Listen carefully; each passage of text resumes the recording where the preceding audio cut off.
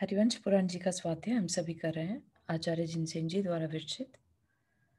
मंगलम भगवान वीरो मंगलम गौतमुगणी मंगलम कुंद कुंदाद्यो जैन धर्मोस्तु मंगलम। नमो अरिहंताणम नमो सिद्धाणम नमो आयर्याणम नमो उवज्जायाणम नमो लोये सवसाहुणम। पंच परमेष्ठी भगवान की जय। अगले 45 मिनट के लिए सभी प्रकार के पापों का त्याग करके सभी नववर्ण मुकर मंत्र पढ़ लें।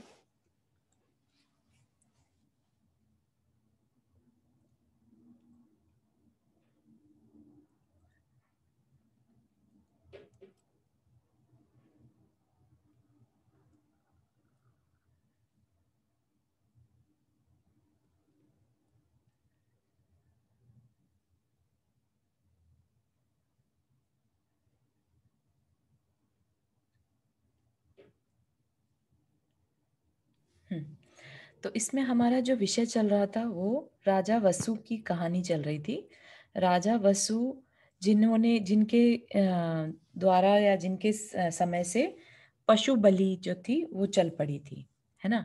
और पशु बलि चढ़ने का मतलब तो सभी जानते ही हैं कि कितने निर्दोष प्राणियों की बलि चढ़ाई गई उसके बाद से, है ना।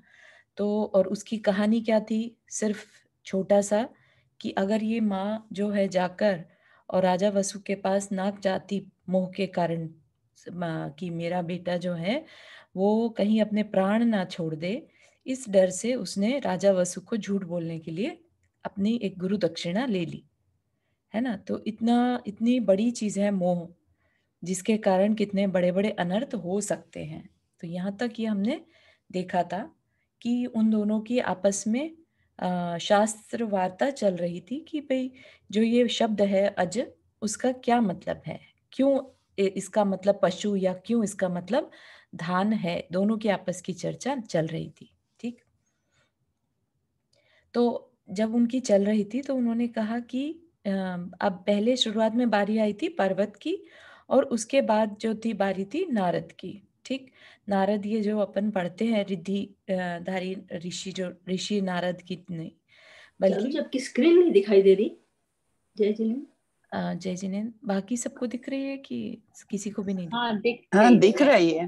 ओके, हाँ दिख रही है अगेन। हाँ, सेम ही किया है, कुछ अलग नहीं है पूर्णिमा जी, तो एक बार टेस्ट करिए, ठीक है।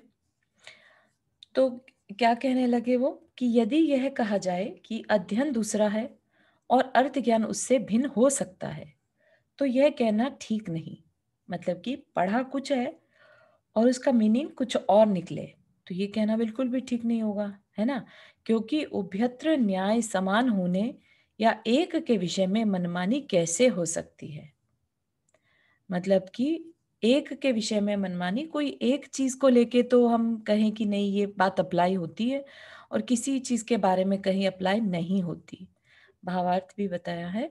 यदि अध्ययन गुरु परंपरा की अपेक्षा रखता है तो अर्थ ज्ञान भी गुरु परंपरा की अपेक्षा रखेगा, यह न्याय सिद्ध बात है।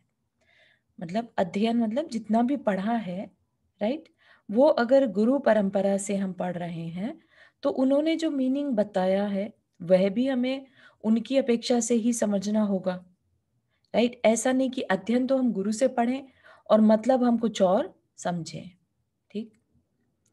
यदि यह कहा जाए कि प्रज्ञाशाली मनुष्य शब्द का अर्थ तो स्वयं जान लेता है पर शब्द को नहीं जान पाता, तो यह दुस्तर शाप यहाँ किसके लिए किससे प्राप्त हुआ सो बताओ।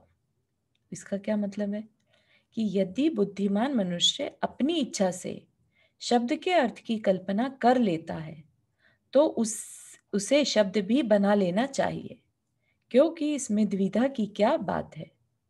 क्या कह रहे हैं कि जब तुम शब्द के अर्थ खुद से बना रहे हो तो शब्द भी खुद ही बना लो, तब ये क्यों कहते हो कि गुरु ने बताया है ना। कहीं कहीं पर मीनिंग खुद निकाल रहे हैं तो शब्द भी खुद ही बनाए, तब गुरु की बात जो है हम अधूरी क्यों माने, यहाँ पर ये बात कह रहे हैं। गुरु ने यह संप्रदाय एक पर्वत के लिए ही बनाया हो यह भी संभव नहीं, क्योंकि हम वसु नारद और पर्वत ये तीन योग्य शिष्य थे। है ना। तो ये हमेशा देखा जाता है, टीचर जो है क्लास में पढ़ा रहा है तो वो सबको समान पढ़ाता है, ठीक है ना। जो मीनिंग निकलता है वो सबको समान रूप से समझाया जाता है। ऐसा नहीं कि आधी क्लास को एक मीनिंग बता दिया जाए और आधी क्लास को एक मीनिंग बताया जाए, तो ऐसा तो कभी कोई गुरु नहीं करता, है ना। तो 3 शिष्यों में से एक शिष्य को गुरु दूसरा अर्थ बताए और श्रेष्ठ को दूसरा अर्थ, यह संभव नहीं दिखता। लोक में गो को आदि लेकर ऐसे बहुत शब्द हैं जिनका समान श्रवण होता है, समान उच्चारण होता है। मतलब क्या कि बहुत सारे शब्द ऐसे होते हैं, जैसे कितने कनक, कनक भी होता है शब्द, सॉरी कर दीजिए। बहुत अच्छा एग्जाम्पल है। कनक, कनक है ना, कनक का मतलब धतूरा भी होता है और कनक का मतलब स्वर्ण भी होता है। तो हमें पता है कि कहाँ पर क्या मीनिंग निकालना है ना। तो ऐसे ही यहाँ पर कह रहे हैं कि गौ से शुरू होने वाले बहुत सारे शब्द ऐसे हैं जिनके की मीनिंग सेम नहीं निकलते, ठीक। कई बार जैसे अलंकार आदि भी लगा दिए जाते हैं आगे किसी के, तो उनके मीनिंग बदल जाते हैं, है ना। अनुप्रास अलंकार और ये सब जो है भाषा शैली है, तो इनसे मीनिंग बदल जाते हैं। तो क्या कह रहे हैं कि जैसे गो शब्द पशु, किरण, मृग, इंद्रिय, दिशा, वज्र, घोड़ा, वचन और पृथ्वी अर्थ में प्रसिद्ध है, परंतु सब अर्थों में उसका पृथक पृथक ही प्रयोग होता है ना। तो थोड़ा सा ये टेक्निकल भाषा से रिलेटेड बातें कर रहे हैं यहाँ पर। क्या कह रहे हैं, चित्रगु इस शब्द में गो का किरण अर्थ कोई नहीं करता। चित्रगु मतलब बेसिकली उन जो ब्राह्मण जो होते हैं, जो गांव को पालते हैं, उनको चित्रगु कहते हैं। तो गौ का जो अर्थ किरण होता है वो चित्रगु के लिए नहीं यूज होता, यहाँ पर ये बात कहना चाह रहे हैं। इसी तरह और भी सारे वर्ड में गु मतलब गौ से गु बना। अशीत गु इस शब्द में गौ शब्द का अर्थ सास मान आदि, सास नादिमान पशु कोई नहीं मानता, किंतु प्रकरण के अनुसार चित्रगु शब्द में गौ का अर्थ गाय और अशितगु शब्द में किरण ही माना जाता है ना। चित्रगु में जो भांति भांति की गायों को रखने वाला है वो वैसा ब्राह्मण को चित्रगु कहते हैं। तो इसमें गौ का अर्थ गाय और अशित गु में गु का अर्थ गाय न लेकर किरण होता है। शब्द के अर्थ में जो प्रवृत्ति है वह या तो रूढ़ी से होती है या क्रिया के अधीन होती है। शब्दों के अर्थ में जो मीनिंग निकलते हैं, राइट, तो जो प्रवृत्ति है वह या तो रूढ़ी से होती है, मतलब पहले से चली आती है, या क्रिया के अधीन, जो कार्य वहां पर हो रहा है उसके अकॉर्डिंगली वर्ड बन जाता है। परंतु जिसके हृदय में गुरु का उपदेश चिरकाल तक स्थिर नहीं रहता, वे गुरु प्रतिपादित अर्थ को भूल जाते हैं। इसलिए अजैष्ट व्यम इस वेद वाक्य में अज शब्द का अर्थ रूढ़िगत अर्थ से दूर, न जायते इति अजा, जो उत्पन्न न हो सके वह अज है। इस व्युत्पत्ति क्रिया के सम्मत 3 वर्ष का धान्य लिया गया है, ठीक। तो यहाँ पर शब्द का क्या मीनिंग लिया है कि जो उत्पन्न ना हो सके दोबारा, ऐसा धान अज है, ठीक है। अज अ होता है ना, और ज मतलब दोबारा न जन्मे, अज, ठीक। तो इसलिए 3 वर्ष का धान यहाँ पर लिया है। विद्वान लोग लोक और शास्त्र दोनों में रूढ़ी शब्द के ऐश्वर्य को जानते हैं।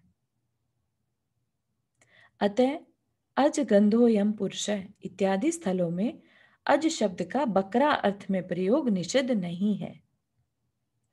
पर्वत ने जो पहले यह दोष दिया था कि यदि शब्दों का स्वभाव सिद्ध अर्थ न किया जाएगा तो व्यवहार का ही लोप हो जाएगा, उसका हमारे ऊपर प्रसंग ही नहीं आता। मतलब क्या कि पर्वत ने अपना जब अपने पॉइंट सामने रखे थे तो उसने क्या कहा था कि एक दोष हो जाएगा कि जो शब्दों का स्वाभाविक अर्थ है, ठीक है, स्वाभाविक अर्थ लेट से अज का बकरा हो गया, राइट, और यहाँ पर अगर हम उसको बकरा नहीं मानेंगे तो व्यवहार का लोप हो जाएगा, ऐसा पर्वत का कहना था। तो वो क्या कह रहे हैं नारद कि यह प्रसंग हमारे ऊपर लागू नहीं होता, क्योंकि शब्दों का अपने अपने योग्य स्थलों पर व्यवहार की सिद्धि के लिए ही उपयोग किया जाता है। इसलिए पृथ्वी आदि सामग्री के रहते हुए भी जिसमें अंकुर आदि रूप पर्याय प्रकट न हो सके, ऐसा 3 वर्ष का पुराना धान अज कहलाता है। यह तो अज शब्द का अर्थ है, और ऐसे धान्य से यज्ञ करना चाहिए, यह अजैष्ठ व्यम इस वाक्य का अर्थ है। यज धातु का अर्थ देव पूजा है, इसलिए द्विजों मतलब ब्राह्मणों को पूर्वोक्त धान से ही पूजा करनी चाहिए। तो ये सब नारद कह रहा है, क्योंकि नैवेद्य आदि से की हुई पूजा ही स्वर्ग रूप फल को देने वाली होती है ना। आपको थोड़ा बहुत याद होगा कि उसने क्या कहा था कि जिस पशु की बलि दी जाती है वो स्वर्ग में जाता ही जाता है नियम से, और उसको पहले से ही स्वर्ग दिखने लग जाता है, और वो बहुत प्रसन्न होता है। बाहर से भले ही हमें वो रोता हुआ दिखे, लेकिन वो बहुत प्रसन्न होता है, ऐसा है ना। और उसके जो अंग हैं वो पंचभूत में परिवर्तित हो जाते हैं। तो इस तरह की जो मान्यताएं हैं वो पर्वत का कहना था। ठीक। हित अभिलाषी मनुष्य जिन्होंने युग के आदि में असी मसी कृषि सेवा शिल्प और वाणिज्य इन 6 कर्मों की प्रवृत्ति चलाई थी, जो पुराण पुरुष हैं, उत्कृष्ट हैं, रक्षक हैं, इंद्र रूप हैं, इंद्र के द्वारा पूज्य हैं, वेद में स्वयंभू नाम से प्रसिद्ध हैं, मोक्ष मार्ग के उपदेशक हैं, संसार सागर के शोषक हैं, अनंत ज्ञान सुख आदि गुणों से युक्त ईश नाम से प्रसिद्ध हैं, महेश्वर हैं, ब्रह्मा हैं, विष्णु हैं, ईशान हैं, सिद्ध हैं, बुद्ध हैं, अनामय रोग रहित हैं और सूर्य के समान वर्ण वाले हैं, ऐसे भगवान ऋषभ देव की ही पूजा करते हैं।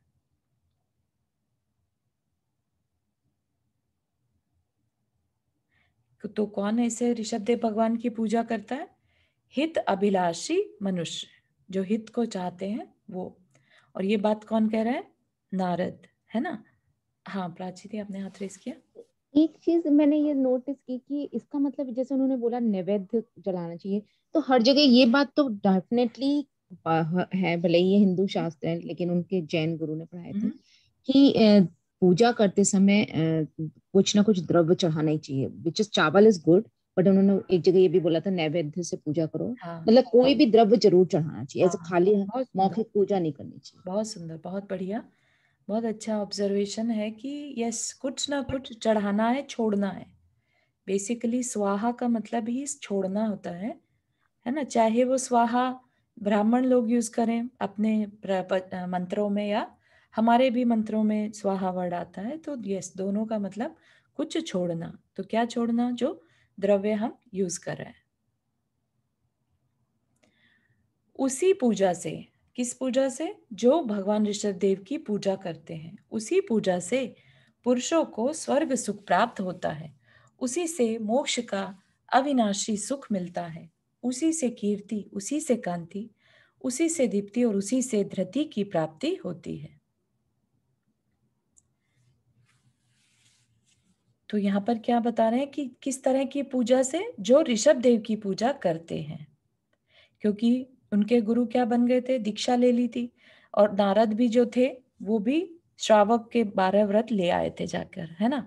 तो उनको ये तो समझ में आ गया था कि भगवान ऋषभ देव ही मेन जो है पूजने योग्य हैं, ठीक है ना। और उसी से, उनकी पूजा से ही स्वर्ग की प्राप्ति हो सकती है।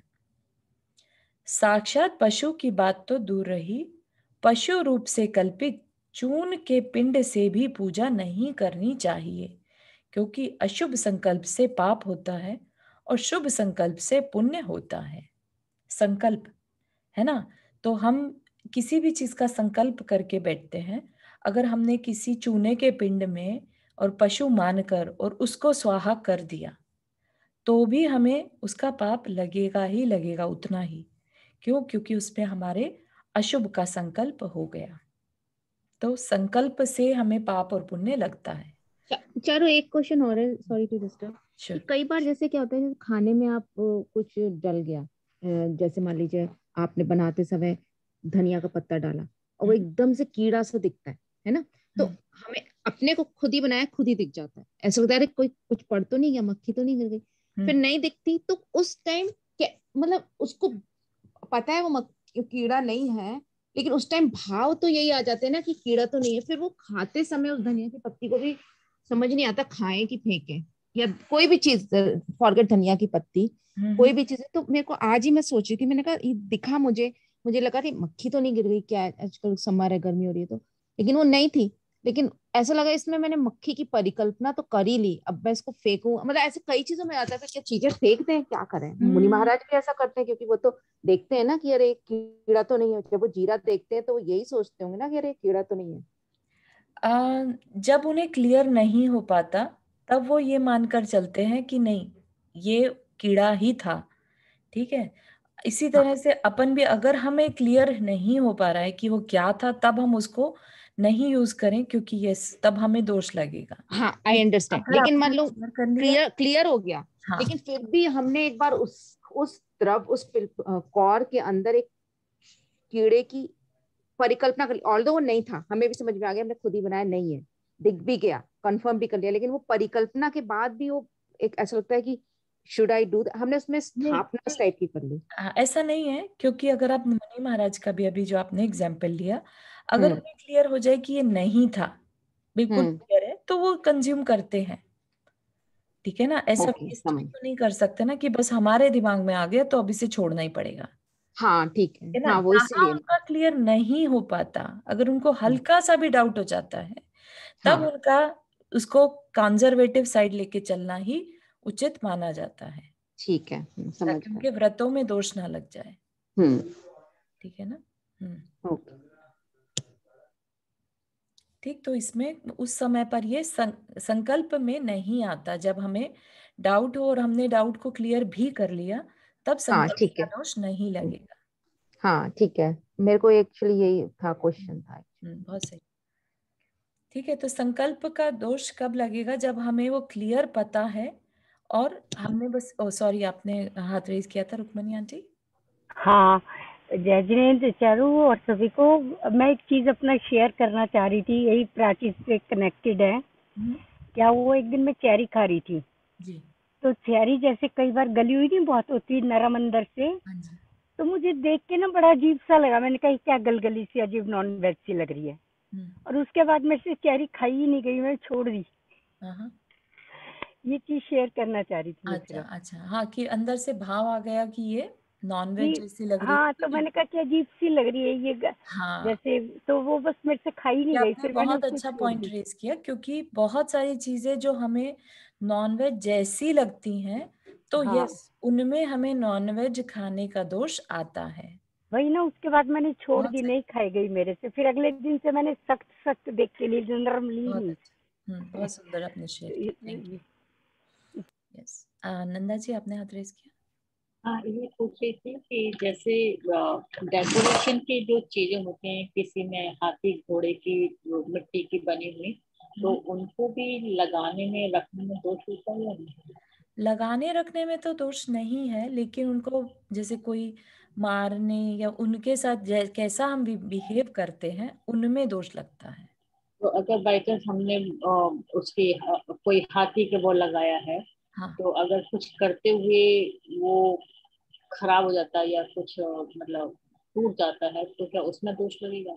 हाँ, हमारी असावधानी से टूटता है और या हमारे संकल्प से टूटता है, डिफरेंस आता है उसमें, संकल्प से नहीं, है ना। असावधानी। हाँ, असावधानी से आता है तो इतना दोष नहीं लगेगा, लेकिन हाँ थोड़ा बहुत दोष लगता है, क्योंकि हम एक तरह से उन्हें हाथी घोड़े आदि मान रहे हैं, हम उन्हें एक तरह से कहीं ना कहीं हम उन्हें रियल मान के उनसे बिहेव करते हैं ना, कि भाई हाँ ये सुंदर लग रहा है यहाँ पर, है ना, इस तरह से। तो फिर हम अगर असावधानी रखते हैं और उनको तकलीफ होती है तो यस, अपन एज अ जैन श्रावक जो है, हम इस चीज का भी ध्यान रखें कि हम हर एक के साथ सावधानी से कार्य करें, और संकल्प पूर्वक तो मरना, किसी को पर्पसली उसके हाथ पैर तोड़ देना, तो वो तो बहुत ही दोष वाला काम माना जाता है। तो अपने में यहाँ पर कहीं पर भी अ, उसमें डिफरेंस नहीं देखा जाता रियल में, और जो प्रतिरूप है उनकी कॉपी है, है ना, उनमें डिफरेंस बहुत कम माना जाता है। क्योंकि अगर अभी हम आटे के लेकर मुरई आए वाली और कहानी बाद में आपने जैसे सुना होगा, है ना। लंबे टाइम तक रखने पे कुछ खराब वराब हो जाए तो इस बेटर नॉट टू। हाँ, मतलब अपन ध्यान से रखें, दैट्स ऑल। अपनी इंटेंशन नहीं है टूटने की, तोड़ने की, और फिर भी वो उठाने रखने में टूट जाता है तो एक अलग बात। क्योंकि ओवर द टाइम जैसे अगर सीमेंट का बना हुआ है या किसी और मिट्टी हाँ, का बना हुआ है समय के तो साथ अपने आप निर्जरित हो रहा है वो, इट्स हाँ डिफरेंट थिंग, वो अलग चीज है। वो तो सभी को एक न एक दिन मरना रहता है ना। हाँ, तो आउटडोर रखने में कोई हाँ, प्रॉब्लम नहीं हाँ, ऐसा नहीं है। है। अच्छा। ठीक है ना, तो ये बात क्लियर चारू हुई कि चारू, मुझे एक हाँ, चीज ध्यान आ रही है। इंडिया में पहले दिवाली के ऊपर, पता नहीं तुम्हें पता है या नहीं, बहुत पहले जब हम छोटे थे बताशे। तो दिवाली पे ना मिट्टी उसके, ये खांड बुरा जो हाँ वो जी, क्या बोलते हैं ना, उसके खिलौने मिलते थे। हाँ जी, हाँ जी, तो वो रखते थे उसके आगे, हटड़ी के आगे। हाँ जी, और ये खिलौनों में जैसे जानवर बने होते थे, कई हाँ, कुछ चीज बन, और उसको तब तो नॉलेज थी नहीं, इतना कुछ था नहीं, और वो अपने मेड्स को दे देते थे बाद में। हम्म, तो वो तो खाते ही, तो उसमें भी पाप लग गया हमें। हाँ जी, हाँ जी। हाँ, वो मना किया गया एक्चुअली, उनके वो हाँ बना के आकृति और फिर उनको दान करना, हाँ उनको वही। खाना इज नॉट गुड। और वो तो अनोइंगली हुआ, तो अब अनोइंगली हो तो गया जो इसलिए कुछ कर पाप ही नहीं कम सकते। लगेगा, लेकिन अपन इन हाँ चीजों के लिए फिर प्रतिक्रमण हाँ करते हैं। हाँ वही। बिल्कुल ठीक। चलिए और देखते हैं, है ना। ये सब चीजें पढ़ने से क्या है, अपन पढ़ रहे हैं तो हमें बातें क्लियर हो रही हैं, हम अपने लाइफ में देख पाते हैं, तो ये बहुत अच्छा है जो भी आप अपने एक्सपीरियंसेस शेयर करते हैं। तो इससे पता चलता है कि हम पहले क्या सोचते थे और आज पढ़ने के बाद हमें क्या चीज चेंजेस आए हैं, है ना। तो ये पर्पस है एक्चुअली स्वाध्याय का, मिलके स्वाध्याय करने का। That is the main reason. वही वही यही चीजें पढ़ के ही सारा समझ आ रहा है। बहुत अच्छा। जय जिनेन्द्र, चारू जी क्या थोड़ा सा मिस हुआ, थोड़ा सा बता सकते हैं? अच्छा, नहीं, हम लोग बस वही जो राजा वसु की स्टोरी है वो डिस्कस ओके, कर। हाँ वो तो हाँ ठीक है, पता है। हाँ, हाँ, ठीक। ठीक है ना, तो अशुभ संकल्प से पाप होता है और तो शुभ। जो अपन पहले ये जैसे धनुष बाण इलाके सजाते थे, घर में रखते, ऐसी चीजें, तो वो भी सब अपने लिए पाप ही है एक तरह से। तो ऐसा नहीं है कि उनको सजाने से कोई पाप है, किस पर्पस से हमने उसे खरीदा है।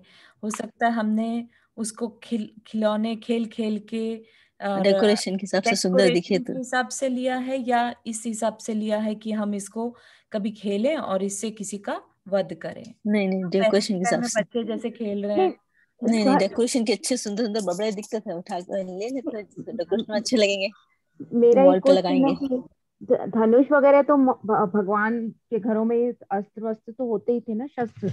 तो आई डोंट थिंक सो अगर आप इसका यूज आपका नहीं, पीछे। यूज नहीं करते, अस्त्र शस्त्र सुंदर नहीं नहीं, सुंदर मेरा दिखे ला कहने का के लगाते थे। मतलब सबके लिए भी, मतलब अगर आप अपने घर में रक्षा के उपकरण रखते हैं, तो आई थिंक जैन शास्त्रों में इसकी ऐसी कोई मनाही नहीं होती। हाँ, लेकिन हाँ, मनाही देना नहीं, इना नहीं भाव चाहिए। से है। भाव से है कि हम किस पर्पस से उन्हें रख रहे हैं, और ऐसा तो नहीं कि कल को बच्चे उनसे खेल रहे हैं और वो प्रिटेंड करें कि हम किसी को मारें, है ना। तो वॉल पे डेकोरेशन के हिसाब से थे, फिर बाद में किसी हाँ, को देख के आए हम लोग। नहीं नहीं, अब वो नहीं। इवन आजकल के टाइम में छोटे छोटे बच्चे पिस्टल वगैरह नहीं ऐसा नहीं। प्रिटेंड के लिए चाहे, लेकिन हाँ। करते तो है ना कि हमने उसे मार दिया, हमने उसे हाँ, खेलते हैं ऐसे बच्चे। तो सब चीजों का ध्यान अपने में रखा जाता है, क्योंकि संकल्प से पाप है। ओके। एक्चुअल मारा कि नहीं मारा उससे मैटर नहीं होता। Thank you. जो नाम स्थापना द्रव्य और भाव निक्षेप के भेद से 4 प्रकार का पशु कहा गया है, उसकी हिंसा का कभी मन में भी विचार नहीं करना चाहिए, है ना। तो अब यहाँ पर क्लियर कर दिया कि जो नाम से भी अगर कोई पशु का नाम है तो उसका भी हमें वध नहीं करना। स्थापना कर दी, जैसे अभी ये रुक्मणी आंटी ने एग्जाम्पल लिया, छोटे छोटे हाथी घोड़े की आकृति वाले खिलौने हों और हम उन्हें कंज्यूम कर लें, खा लें, या दूसरे को दे दे, मार, वो दूसरा उसे खा ले, मार दे, तो उस वह भी हमें दोष लगता है। ठीक है ना। और भाव से, द्रव्य से, चारों तरह से होने वाली जो हिंसा है उसका हमें मन में भी विचार नहीं करना चाहिए। तो यही जैन धर्म की सबसे बड़ी खासियत है कि किसी भी तरीके से हिंसा ना हो। ठीक है ना, अंदर में भाव भी ना आए। ठीक, तो यहाँ पर हिंसा का विचार मन में नहीं आना चाहिए। और यहाँ पर क्या बात करें, सीधा सीधा बकरे को मारने की बात कर रहे हैं। यह जो कहा है कि मंत्र द्वारा होने वाली मृत्यु से दुख नहीं होता, वह मिथ्या है, क्योंकि यदि दुख नहीं होता तो जिस प्रकार पहले स्वस्थ अवस्था में मृत्यु नहीं हुई थी, उसी प्रकार अब भी मृत्यु नहीं होनी चाहिए। मतलब कि जब हम किसी को मार रहे हैं बलि के लिए, तो एक तरह से वो उसकी अकाल मृत्यु है ना। और मंत्र द्वारा होने वाली मृत्यु से दुख नहीं, तो ये तो गलत होगा, है ना। भाई अभी अभी बिल्कुल स्वस्थ बैठा था और अभी एकदम से उसकी मृत्यु हो गई, तो दुख तो होगा ही, मृत्यु है तो दुख भी है। यदि पैर बांधे बिना और नाक मूंदे बिना अपने आप पशु मर जाए, तब तो मंत्र से मरना सत्य कहा जाए, परंतु यह असंभव बात है ना। किस तरह मारते हैं उसे, जबरदस्ती और एक बड़े से औजार से मारते हैं। भाई अगर वो मंत्र से ही मर रहा है और उसे आगे जाना है, स्वर्ग जाना है, राइट। मंत्र सुनते सुनते प्राण त्याग दे, तब उसको मरना नहीं कहेंगे, मंत्र से मरना माना जाएगा, है ना। कि भाई मंत्र सुनते सुनते किसी का मरण हुआ है, तब स्वर्ग जाए तो ठीक है, माना जा सकता है।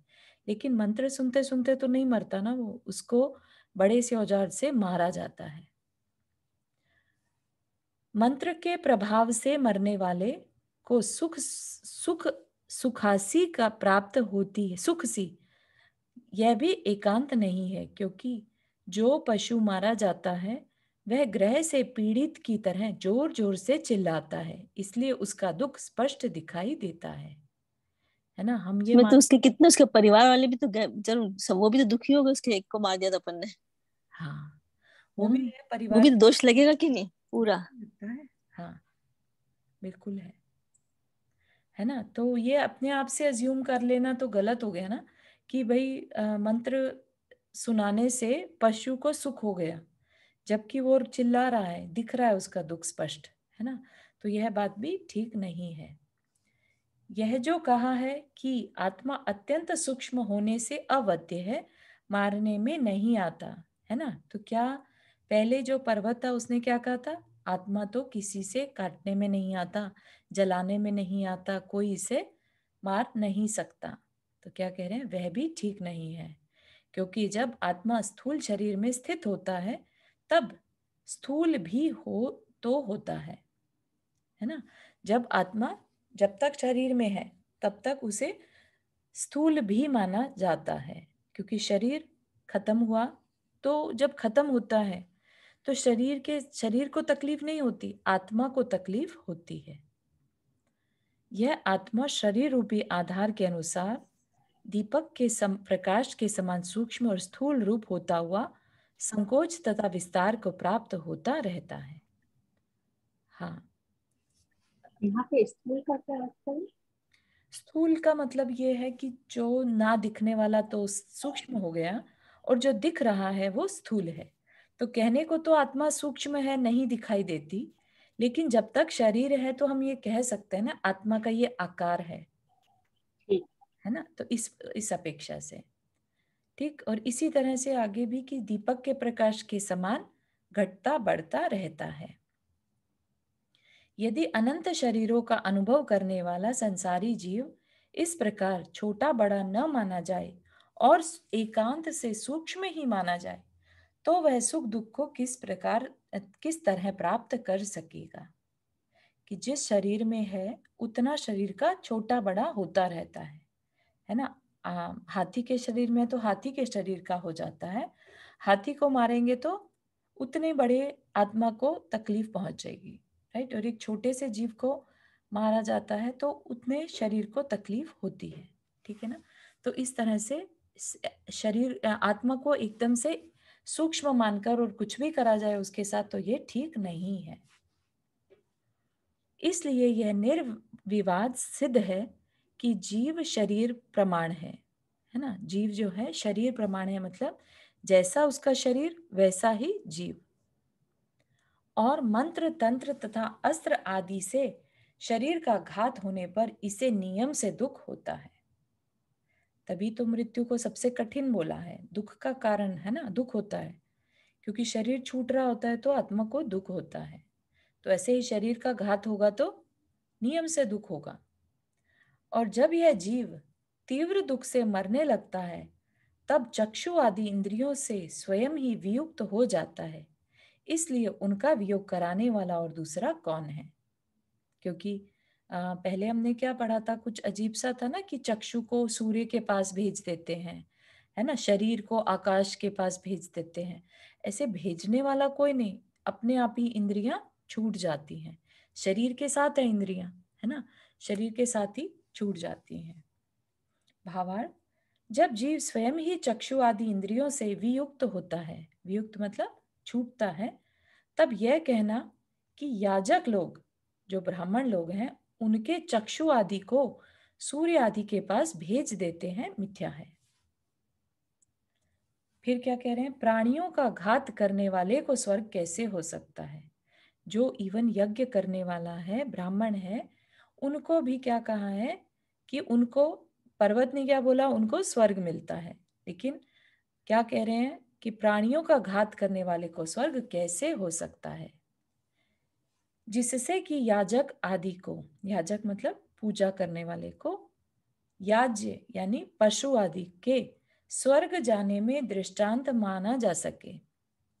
भावार्थ, पर्वत ने कहा था कि मंत्र द्वारा होम करते ही पशु स्वर्ग भेज दिया जाता है और वहां वह याजक आदि के समान कल्पकाल तक अत्यधिक सुख भोगता रहता है। सो प्राणियों का घात करने वाले याजक आदि को स्वर्ग कैसे मिल सकता है? उन्हें तो इस पाप के कारण नरक मिलना चाहिए। अतः जब याजक आदि स्वर्ग नहीं जाते तब उन्हें पशु के स्वर्ग जाने में दृष्टांत कैसे बनाया जा सकता है?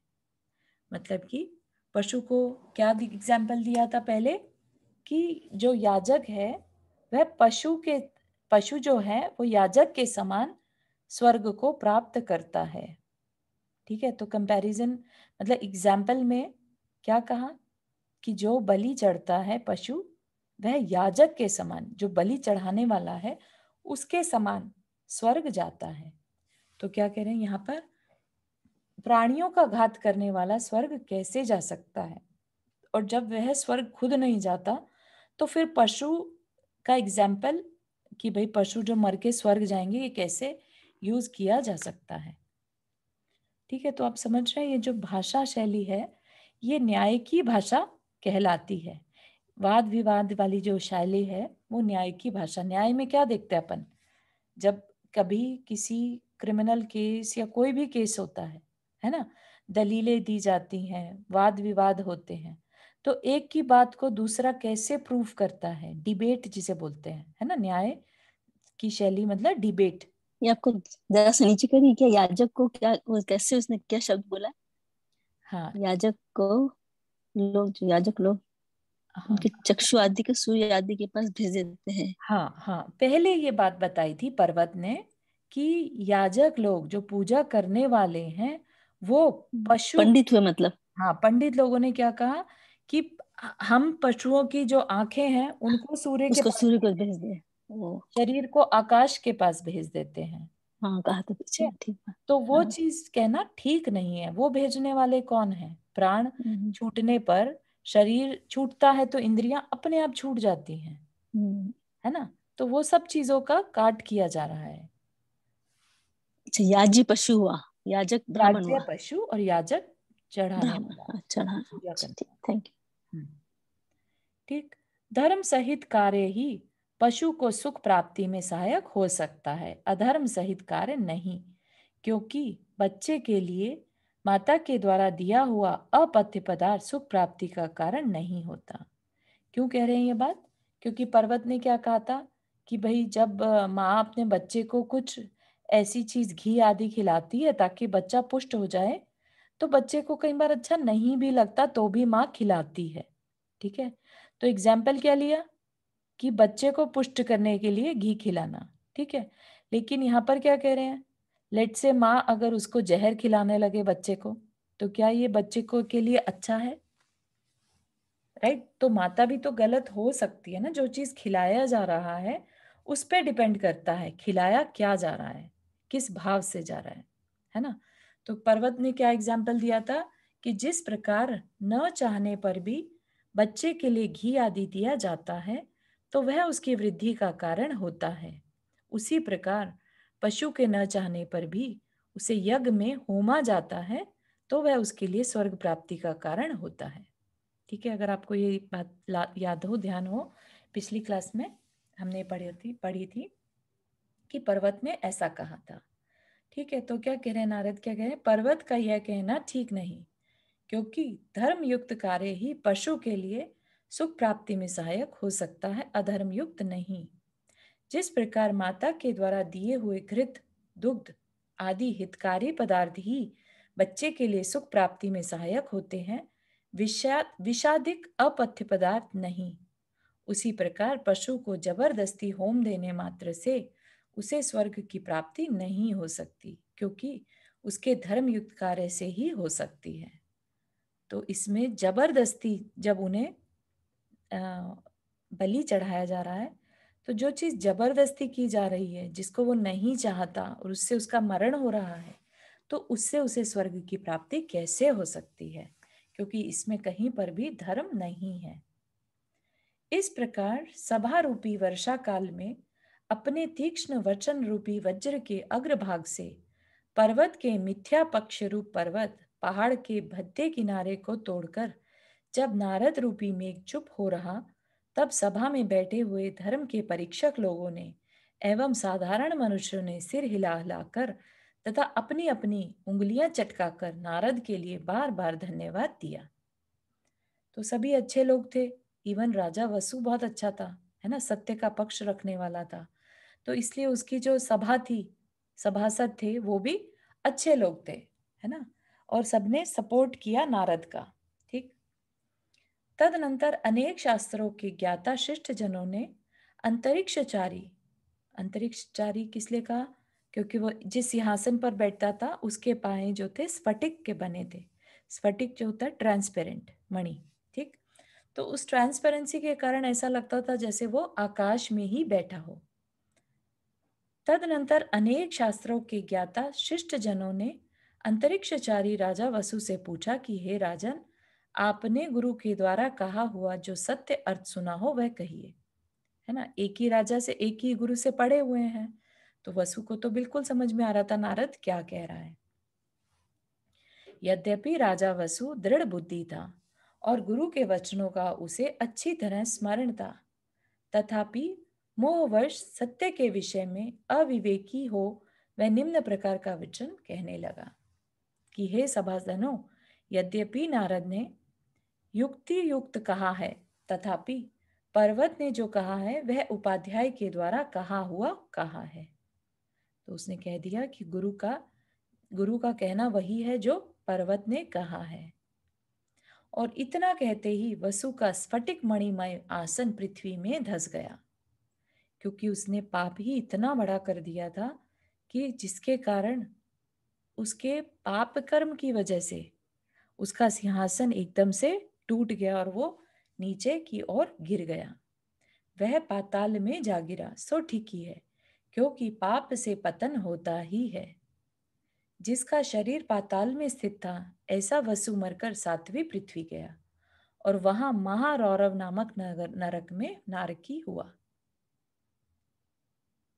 ठीक, सिर्फ खुद ने कुछ नहीं किया, लेकिन आपको याद हो अपने यहाँ कर्म जो होता है कृत कारित अनुमोदन, राइट, हम किसी पाप की अनुमोदना भी करते हैं अगर, ठीक है ना, तो उससे भी उतना ही पाप हमें लगता है। तो यहाँ पर राजा वसु को नरक हुआ, क्योंकि अगर उसके हाथ में था सब कुछ, अगर वो चाहता तो इस बहुत बड़े अनर्थ को रोक सकता था। ठीक है ना। हिंसानंद और मृषानंद रौद्र ध्यान से कलुषित हो वसु भयंकर नरक में गया। हिंसानंद मतलब हिंसा में आनंद मनाना, और मृषानंद मतलब झूठ बोलकर आनंद मनाना। ठीक, ये दोनों क्या है, पाप में आनंद मनाना मतलब रौद्र ध्यान।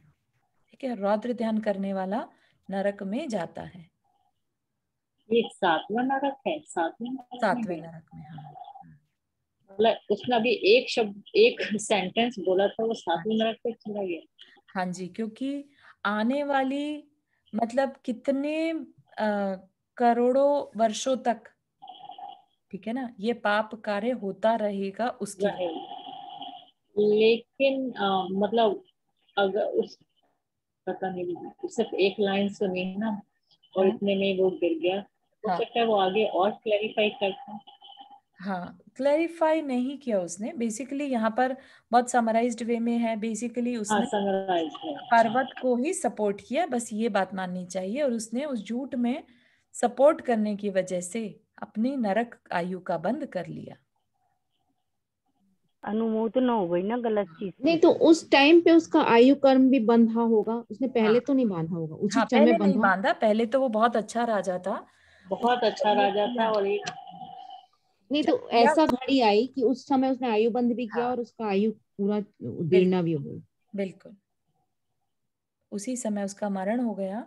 और नहीं क्योंकि चारू, इसमें एक चीज ये भी होती है ना कि जैसे लास्ट टाइम उसका भाव कलुषित थे तो वो लास्ट टाइम की वजह से नरक में गया, लेकिन उसने अच्छे कर्म कोई बांधे हुए होंगे तो उसकी वजह से वो उसको बाद में अच्छा वो मिलेगा, जल्दी निकल जाएगा नरक से, बिल्कुल या सही, नहीं? तो कर्म कभी वेस्ट नहीं जाते। हाँ तो वही, उसने अच्छा किया था, उसका पुण्य उसे हो सकता है आगे चलकर मिले, आगे चलकर मिले। ये लेकिन तो अभी इसमें वही हाँ आयु अनुमोदन, बढ़ने के समय उसके जैसे परिणाम थे, उसकी वजह उससे से वो वो हाँ। नरक गया। ये उसकी अपनी मर्जी तो नहीं थी, आज्ञा थी, मतलब आज्ञा थी, या मतलब, या जैसे उस हाँ गुरु माता ने उससे वो मांगा था, हाँ तो उसकी अपनी मर्जी तो नहीं थी। हाँ, लेकिन नहीं पर गुरु उसने माता को अनुमोदना समझाने तो का की ना कोशिश। उस चीज की, गलत को उसने ठहरा दिया ठीक, तो गलत तो उसने किया ना कि राजा था और गलत कह दिया उसने। हाँ, उसे अगर अपनी वो गुरु माता का माता नहीं से मोह मानता। हो गया ना, गुरु गुरु माता से मोह, कि भाई ये कह रही है तो मैं कर देता हूँ, है ना। लेकिन चाहता तो अपनी गुरु माता को समझा भी सकता था कि ये नहीं, कुछ और मांग लो, या उनको समझाता कि ये गलत है और अपने को इसमें नहीं भागीदार, कुछ भी है, हो सकता है ना। लेकिन लेकिन दो मुनि राजों ने पहले भी बोल दिया था ना कि दो लोग इसमें नरक नरक जाएंगे। जाएंगे। ठीक है ना। सब लोगों के समक्ष जब वसु पाताल में चला गया, तब सब ओर से आकुलता से भरा हाँ हाँ धिक धिक शब्द गूंजने लगा।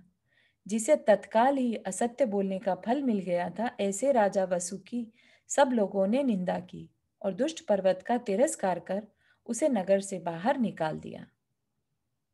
हाँ, भूमिका कुछ कह रहे हैं? हाँ जय जी ने चारू चारू फिर यहाँ पे क्वेश्चन है कि अगर चलो राजा राजा ने कुछ झूठ बोल दिया बट उसका फल तो सबने देख लिया कि ये तो गलत था, तो फिर वो प्रथा क्यों चली आगे? फिर ये प्रथा क्यों चली आगे? वो तो प्रथा, सामने सामने स्पष्ट हो गया ना कि हाँ ये तो उसके तो बना दिए ना, उसने अपने तो चेले चपाटे बनाए दिए ना, वो हाँ, कह कह कर उसने जो पर्वत में। पर्वत, एक्चुअली उसके बाद पर्वत ने खत्म नहीं किया वहां पर, पर्वत ने भी वहां पर उसको आगे कंटिन्यू किया उस पर प्रथा को, और उसने हवन में बलि चढ़ाई, है ना। पर वो फिर उसका मतलब वो नहीं समझ में आया कि उसमें फिर राजा वसु को क्यों, क्योंकि वो तो साफ साफ क्लियर हो गया ना सबके हाँ सामने कि ये तो गलत ही था। तो हाँ उसमें हम फिर राजा वसु का नहीं मान सकते कि उनकी वजह से प्रथा चली, फिर वो तो उसकी वजह से चली ना, पर्वत की वजह से। हाँ हाँ, पर्वत की वजह से थी, लेकिन अगर पर्वत का वो भी सपोर्ट नहीं करता, राजा वो बात वसु। समझ में आई, हाँ वो बात समझ में आई। हम्म, बट वही मुझे था कि जब समझ में आई हाँ हाँ क्या लोगों को, हाँ तो फिर वो हाँ, तो बेसिकली जो मूर्ख लोग थे, जो अच्छे समझदार थे, उन्होंने तो निंदा करी, लेकिन वहां पर ऐसे लोग भी हो सकते हैं ना जो बिल्कुल ही आंख मूंद कर फॉलो करते हैं, राइट। तो ऐसे लोगों ने उसे फिर आगे कंटिन्यू भी किया, वो तो वैसे भी करते, है ना। मतलब वो राजा वसु का करता भी नहीं हाँ कहता हाँ तो भी करते। हाँ, तो वो तो करते, लेकिन राजा वसु ने अपनी बेवकूफी दिखाई। हाँ बिल्कुल सही है। तत्व आदि गंभीर एवं वादियों को परस्त करने वाले नारद को लोगों ने ब्रह्म रथ पर सवार किया तथा उसका सम्मान कर सब यथास्थान चले गए। इधर तिरस्कार पाकर पर्वत भी अनेक देशों में परिभ्रमण करता रहा और अंत में उसने देशपूर्ण दुष्ट महाकाल नामक असुर को देखा। तो एक व्यंतर जाति का जो देव था वह भी द्वेष में था, तो ऐसे एक असुर के साथ उसने जान पहचान बना ली, उसके साथ मिल गया। पूर्व भव में जिसका तिरस्कार हुआ था, ऐसे महाकाल असुर के लिए अपने पर भव का समाचार सुनाकर पर्वत उसके साथ मिल गया और दुर्बुद्धि के कारण हिंसापूर्ण शास्त्र की रचना कर लोक में ठगिया बन हिंसापूर्ण यज्ञ का प्रदर्शन करता हुआ प्राणी हिंसा में तत्पर मूर्ख जनों को प्रसन्न करने लगा, है ना। तो राजा वसु ने तो अनुमोदना करके पाप पाया, उसके बाद जो आगे चला वो पर्वत की वजह से चला, ठीक है। पर्वत ने जगह जगह जाकर जो हिंसापूर्ण यज्ञ का प्रदर्शन करा। पर एक चीज है, बेचारा उसने तो अपनी गुरु माता का आज्ञा का पालन किया, हाँ, उसके बावजूद भी उसको उसी को ही क्यों सब मतलब मिला, पर्वत को कुछ क्यों नहीं नरक मिली? हिंसा का समर्थन करने से, हिंसा का समर्थन करने से बहुत बड़ी चीज है ना, यही हाँ तो मतलब बता पर रहे हैं कि ऐसा इस संकल्प बेचारे का ने, उसने दोष तो लग अच्छा गया। कर, उसने सिर्फ उनके आज्ञा का पालन करा है, देखते से तो। पर्वत भी नरक में ही जाएगा। हाँ हाँ और ये मुझे लगता है चारू, ये महाकाल भी कुछ ऐसा था ना, ये जो नारद के लिए कुछ गलत कर रहा था, तो इसलिए हाँ नारद ने इसको कुछ समझाने की कोशिश की थी हाँ, पूर्व भव का बैर था पूर्व इसका भव में। नारद हाँ से। तो हाँ। ये जो अभी जो नारद, जो दूसरा नारद है, कि ये वही सेम नारद है अ, जो रामायण में नारद, वही सेम नारद है ये? हाँ नहीं। हाँ हाँ, ये आप नहीं, जो एक नारद, जो नारद मुनि होते हैं हाँ वो हाँ, नारद नहीं है ये। अच्छा अच्छा, हाँ, ये नारद ठीक नाम के मनुष्य हैं। ठीक। कुछ 7 नारद होते हैं ना चारू, या नहीं मेरे को गलत नहीं ख्याल है? नहीं, ऐसा नहीं है, वो रुद्र की अच्छा, याद होगा आपको, ओके 11 रुद्र। ओके तो ओके। इसमें क्या है, देखिए, जो पशु का उसने समर्थन किया, बलि का, एक तरह से उसने संकल्पी हिंसा का पाप ले लिया, ठीक है ना। ऑलरेडी उसने समर्थन करके संकल्पी हिंसा का पाप लिया, जिसकी वजह से नरक गया। वो अगर इस चीज का समर्थन नहीं करता, अधर्म में समर्थन नहीं करना ही ये अपने को सीखने वाली बात है। चाहे वो कितना भी सगा क्यों ना हो, हमारा भाई बंधु क्यों ना हो, धर्म सबसे ऊपर है, ठीक है। कोई वचन, कोई कुछ भी सामने नहीं रहेगा धर्म के सामने। तो यहाँ पर ये बात सीखने की है, धर्म सर्वोपरि है, अधर्म का साथ कभी नहीं देना चाहिए, ठीक है ना। तो यहाँ पर ये मैटर नहीं कर रहा कि अरे ये तूने, उसने गुरु माता का वचन निभाया इसलिए ऐसा किया, नहीं, अधर्म में किसी का साथ नहीं देना, ठीक है। तो वो तो निमित्त बन गया एक तरह से हाँ गुरु ठीक, माता थैंक यू, का, हाँ ठीक बोल रहे कि भाई मैं उनकी हैं। मान। अगर हम चुप रहते हैं तो क्या होता है? हाँ चुप रह जाना था उसको। चुप रहना भी एक तरह से स्वीकृति है, क्योंकि नारद प्रतिपक्ष प्रेजेंट कर रहा है, राइट। तो ऐसे में हम किसी एक का पक्ष तो देना ही पड़ेगा जब वो मांग रहे हैं, और फिर वो राजा है, राजा ऐसे में चुप रहेगा तो फिर तो नहीं, अगर हम कहीं पे गए और डिस्कशन चलता है और उस टाइम पे हम चुप रहे तो क्या बराबर नहीं है? नहीं, बिल्कुल वो अपना विवेक आर्ग्यूमेंट करनी अच्छी बात हाँ, है कि चुप आर्ग्यूमेंट रहना अच्छा? करना बिल्कुल भी अच्छा नहीं है।